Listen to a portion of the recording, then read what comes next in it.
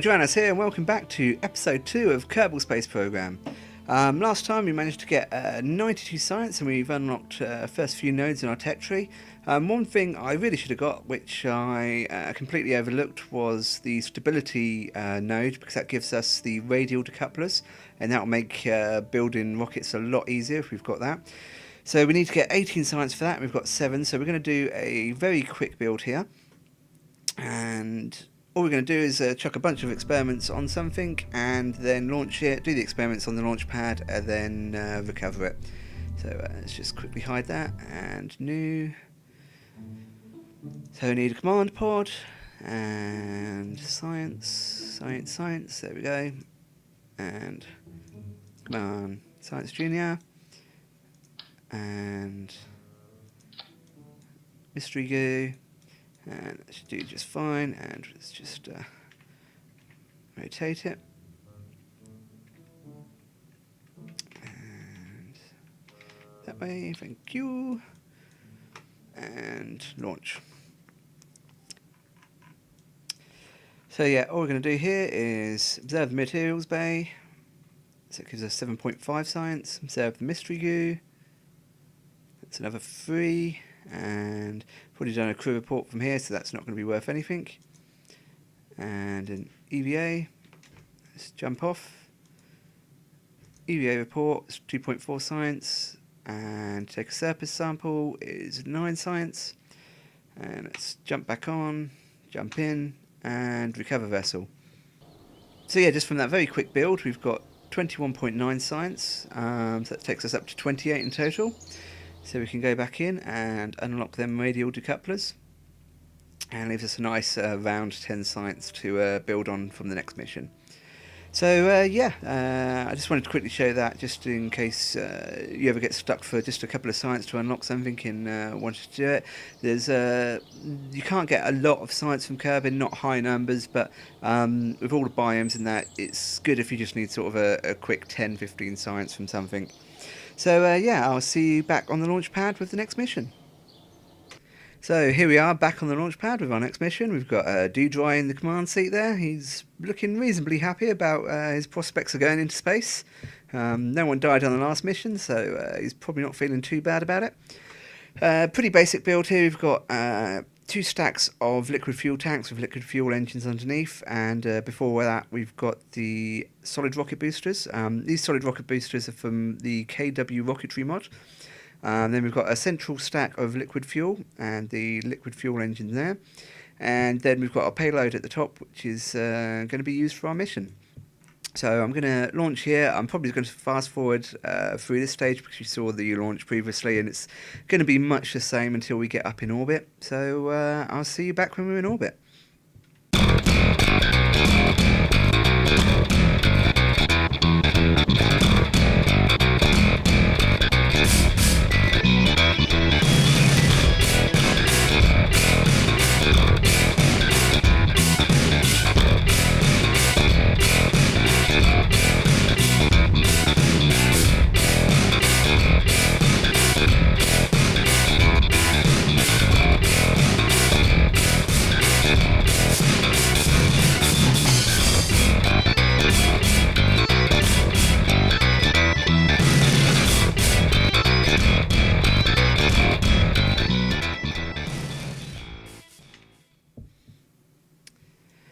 So we've completed our first stage of our ascent. We're just going to coast up now to our apoapsis, and then we're going to get ready to burn to get our orbit. We've got a little bit of fuel left in this lower stage, so that should get us going, and then we've got more than enough fuel in the upper stage to get us into orbit and get us where we want to be going. So let's just fast forward a little bit until we get a bit closer to the apoapsis. So we want to get, again, about 20 seconds away here. Although we might start a little bit closer because we're going to be ditching this lower stage. So, yeah, let's start burning again and push over to the horizontal.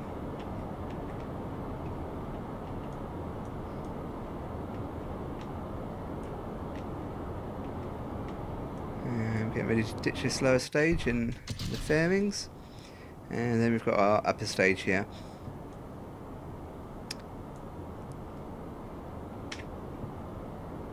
So we've got a much smaller engine on this upper stage, so we're probably going to burn past our AP, but it should be fine. Just going to tilt back up a little bit just to keep a bit of height going in there. Let's just time accelerate a little bit.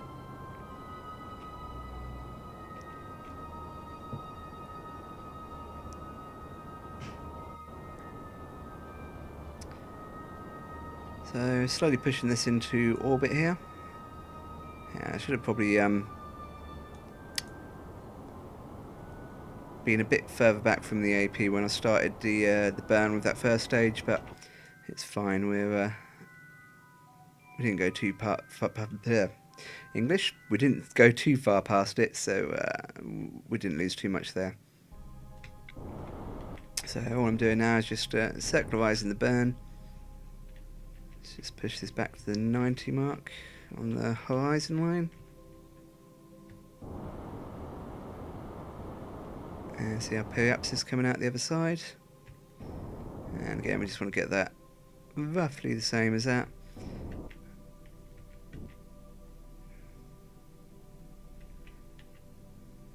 So that's 76 kilometers, 83, 89, and that should be close enough. So what I'm going to do now is just set up a maneuver to go to the moon. So we're just going to do a flyby of the moon, do a bit of science on the way, and head back. Normally I won't bother setting up all of these maneuvers, but again, I just want to do a little bit of an introduction for people that haven't played it before and sort of don't know about all of this. So if you have played with it before, just bear with me. So what we're going to do, we've set the moon as a target, and if we left click on our orbit, we can add a maneuver node. And you can see here you've got the prograde markers and the retrograde markers. You can ignore this part here, that's part of a mod. So what we're going to do is burn prograde, so we're pushing our orbit out towards where the moon is, and we're just going to move that maneuver node around. And you can see there we have a periapsis of the moon, so we're actually going to have an encounter of the moon there, and then we're going to head back. So let's just see if we can get that a little bit closer. And ideally we want the moon periapsis to be within about 40k, and that should give us the near moon science. So I'm just doing a little bit of adjusting here, and it's a bit less of a burn on that.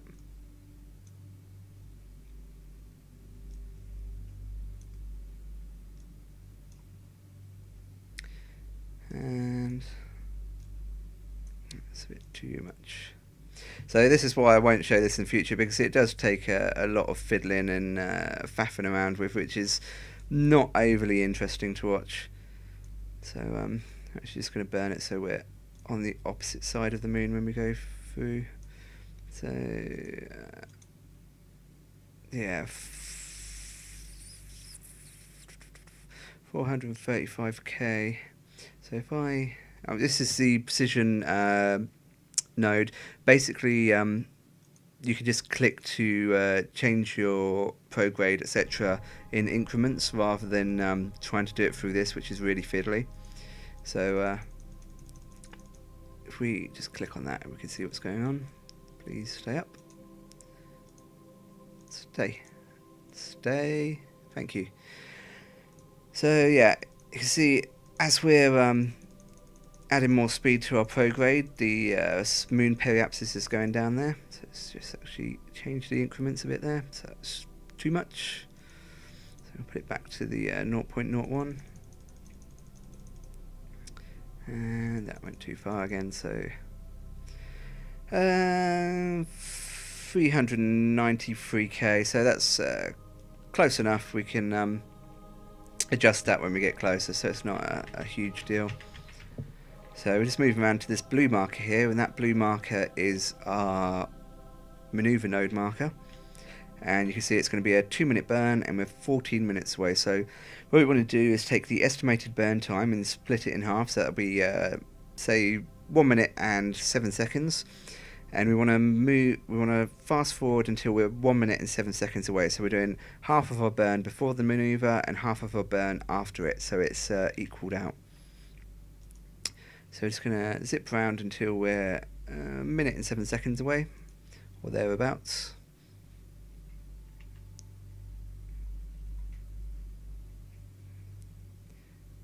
It's just coming up now, so about there. So I overshot it a little bit, but it's not too much of an issue. We're not going for massive amounts of precision here because we're going to adjust it anyway later. So yeah, I've got a 2 minute burn now, so I'm just going to fast forward this so you don't have to sit here and watch it. So we're just coming up to the end of our burn here now. You can see the further out it gets, the quicker it moves forward. So we've got an encounter here with the moon now. And I'm just going to adjust this a little bit just so we get onto the other side of the moon. So we're sort of on the inside of the moon now, and we're going to burn out until we're going to the outside of the moon. And just burning slowly now just to make sure we don't overshoot by too much.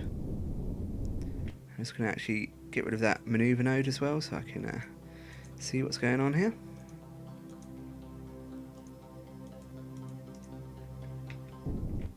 So you can see as we're burning prograde, the moon periapsis is slowly going downwards. And yeah, we overshot it a little bit there, so let's just swing around to the retrograde marker.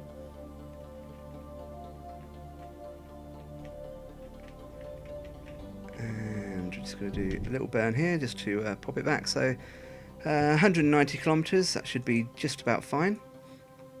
And what we're going to do now is just zoom out so we're about halfway in between and do a bit of science.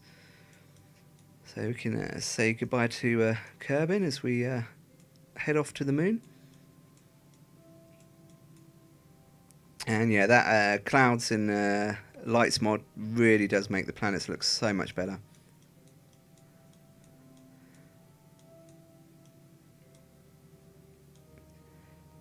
So the science we do now should be high in Kerbal space, so let's just unaccelerate there for the minute, and we'll do a materials bay, and we'll keep that, and we'll do mystery goo, and keep that, and a crew report, and keep EVA, and keep that, and again taking the crew report so we can do another one later, and boarding again. And what we're going to do now is just use the Kerbal alarm clock, and we're going to add an alarm for when we change the sphere of influence, and we're going to put it so it's just about 5 seconds before we change and add the alarm. And what that will do is that will actually, we can go to high warp now, and it will drop us out of warp just before we change. Because sometimes changing over the sphere, oh, I've actually walked right past it. Why did that not drop us out? Okay, so that's not really what we wanted to happen. Let's see if we can recover from this. So actually while we're here, let's quickly do materials bay, high over the moon, mystery goo. So normally Kerbal alarm clock will actually drop you out of warp, so that doesn't happen, but yeah, didn't happen that time for whatever reason. So we'll keep that. And yeah, Doodroid is not overly happy about the situation. So let's push round to our retrograde marker. How much fuel do we have? Not a whole lot.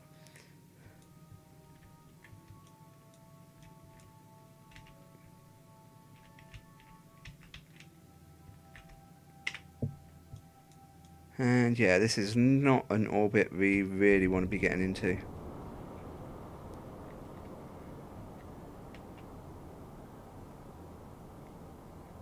And that's not really helping us at all. So the question is, will we have enough fuel to pull us into a closer orbit around the moon and then get into a better position to get back to Kerbin? And it's going to be pretty tight. Yeah, we're starting to push around there, so that's good. And we kind of have an orbit there around the moon. So that's why you've got to be careful when you're time accelerating, because if you skip past your marker, it can cause you all sorts of problems, but I guess it makes it a bit more interesting as well. So what we're going to do now is just set up a manoeuvre, and we've got a really inclined orbit there too, which is not going to help our position. And we're just going to move that so we've got a periapsis of anywheres under about 50k should be fine. 35, that should be perfect.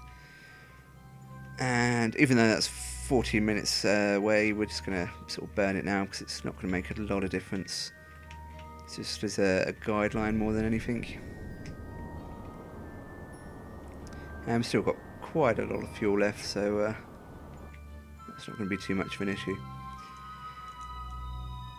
So it's Kerbal alarm clock again, and hopefully it won't shoot us past our marker this time. Let's put it for the periaps, and we've definitely got kill warp selected, and we want it,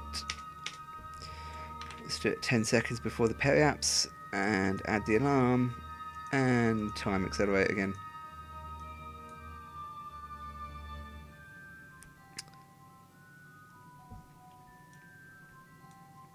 So let's delete that, switch back to our ship, and we should be nice and close to the moon and be able to see the surface. Yeah, there we go. So let's do another materials bay. That's 75 science for in space near the moon. And another mystery goo. So another 30 science and a crew report. So we didn't take the crew report last time, so let's do an EVA quickly. EVA report, keep that. And you can see there is above the Midlands, so like I said before on the previous episode of Kerbin, you've got biomes here. So we could float around a few times and collect EVA reports above all the biomes, but we're not going to do that because we want to try and do that all on a different mission later on. We'll come back and pick up more science from the moon. So let's take the data so we can get that crew report, and then board again. And now let's see what we're going to do.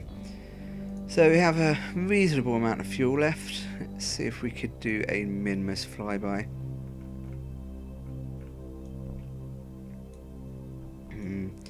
Actually, maybe not. With that inclined orbit, it's going to take quite a lot of fuel to get on a decent inclination to encounter Minmus, and we haven't got really any science experiments left anyway, so let's just concentrate on heading back. So a quick tip here, if you're on a orbit around a planet or a moon and you want to head inwards towards another planet or moon, so for example if we're orbiting Kerbin and we wanted to head towards Eve, you want to burn in the opposite direction to the orbit of the planet, so you want to burn retrograde to the planet. And if you want to head out of the solar system, so if you wanted to head out this way, we would burn in the same direction as the moon is rotating, orbiting. So we're going to set up a maneuver node here, and we'll get an escape. And we can see our periaps for Kerbin is all the way over there. So let's just see if we can bring that in a little bit closer. Yeah, 700. And we want to just bring it in under the atmosphere. So anywhere's under 70k will do, but if we can push it under 30, that will definitely bring us into the lower atmosphere. So that should do just about fine. It's a 15-second burn. We're 33 seconds away, so we're just spin on round and get ready to do it.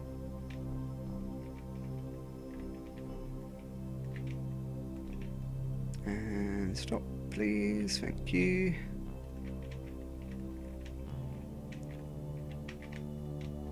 So let's just wait a few more seconds. And about there should do fine. Please stop time accelerating. And let's do the burn. So I'm just going to kill that maneuver node again so I can see what's going on with our actual periapsis. And basically we're just burning on the retrograde anyway, so it's don't really need the maneuver node in the first place. So let's just speed up a little bit more. Coming down to 250 kilometers, 150, 100, 75. We're just going to get it down to about 30. Perfect.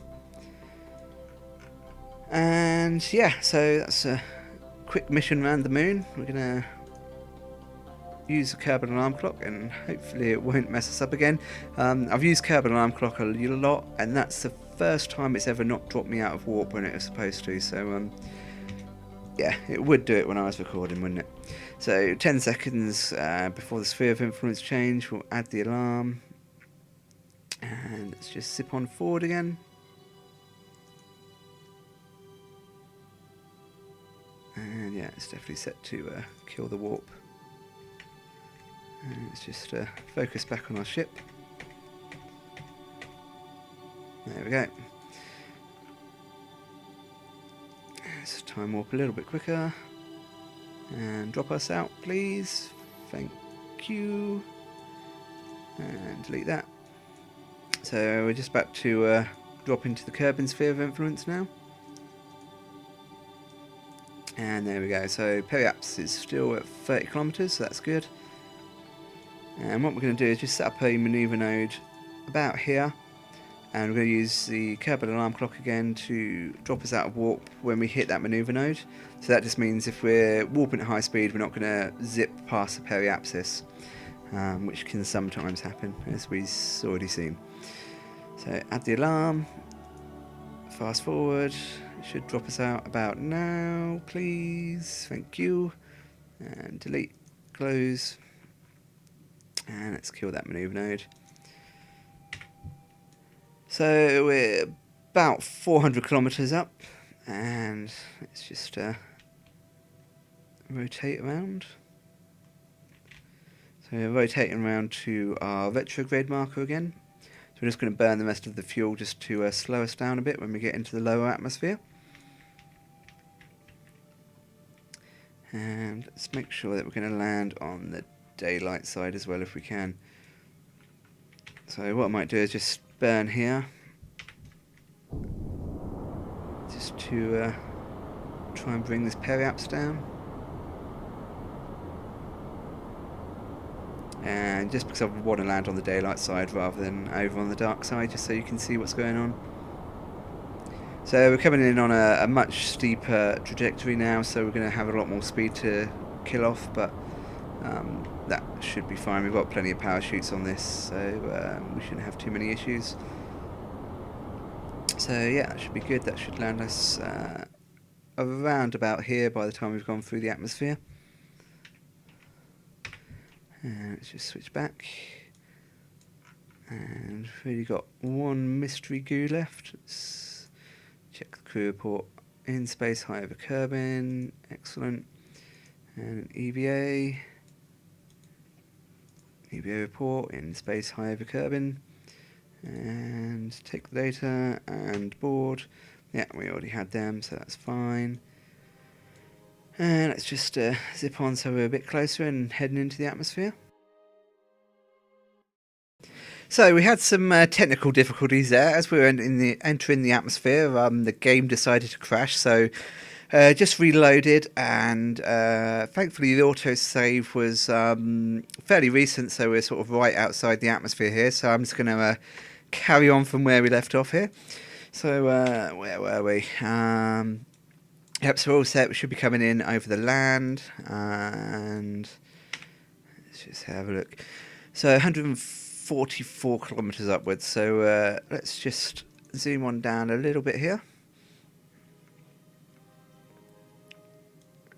and it should take us, yep, out of warp about there. And we're just going to speed up again a little bit here. And once we get down to about 35 kilometers, we should start getting the re-entry effects, and it's probably going to flip this whole ship around as well.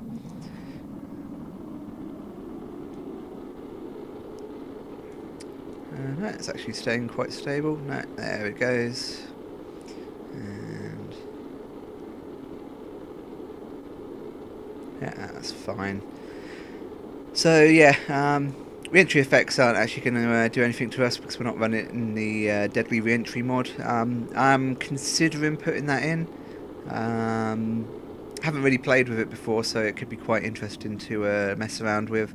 Also thinking about putting the attack life support in. I do like playing with that when I'm just playing myself, but for recording it tends to sort of slow down things because you obviously can't do the long range missions until you unlock all of the life support options. So I've deployed my chutes here. What I'm going to try and do is just keep this bottom stage for a little while longer, just so I can slow my descent down a bit more, just to make sure that none of these bits get destroyed when we land, because there's quite a lot of science contained in there.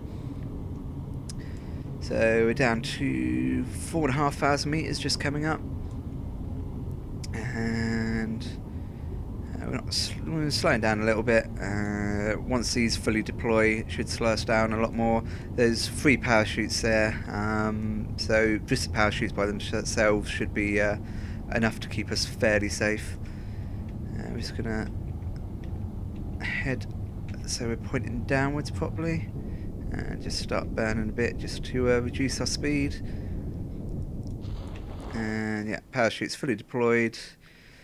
8.1 meters per second. Can't remember what the crash tolerance is on these Science Juniors, so I'll maybe just keep this bottom section there just as a bit of a buffer. And let's just time accelerate very carefully. So you can see the shadow there, so we're getting really close to the ground now. And let's just stop accelerating. I'm just going to burn a little bit just to make sure we have a really soft landing here.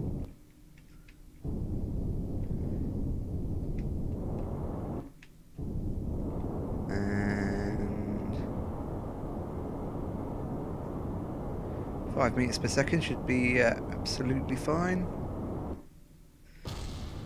And that's fine. That was just the I thought something was going to go bad then.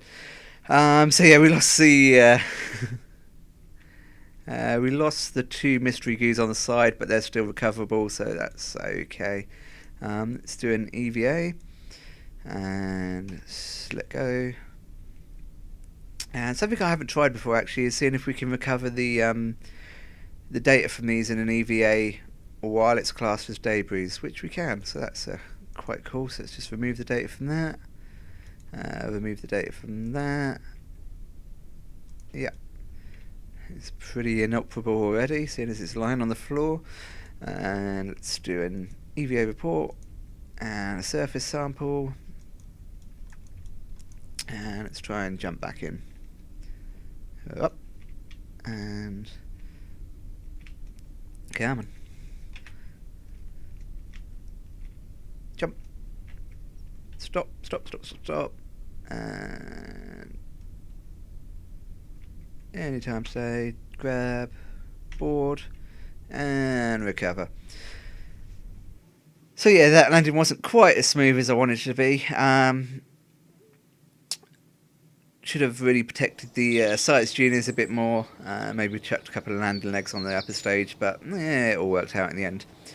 So we got 352 science from that, so we've got 363 to spend. Let's spend that very quickly and see what we can get. So what do we want? We definitely want solar panels. So let's grab that. And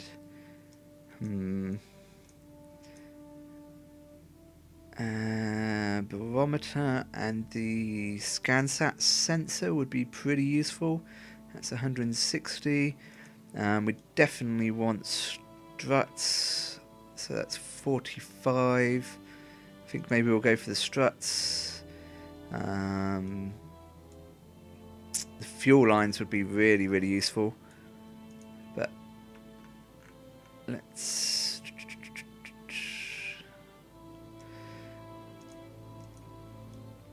go for this to get the barometer and the SCANsat sensor. And we have 45 left. So yeah, let's go for the advanced rocketry. That will give us the new engine there, some new solid rocket boosters, and the bigger fuel tanks, which will definitely be useful. And yep, 23 points, so we can't really get much of anything. So yes, I think that's probably about it. So that's it for this mission. We got quite a bit of science. I think next mission we're going to do something with the SCANsat satellites. Maybe do a bit of mapping, and we'll see how that goes. And yeah, so hope you enjoyed the episode, and I'll see you next time. Take care. See you later.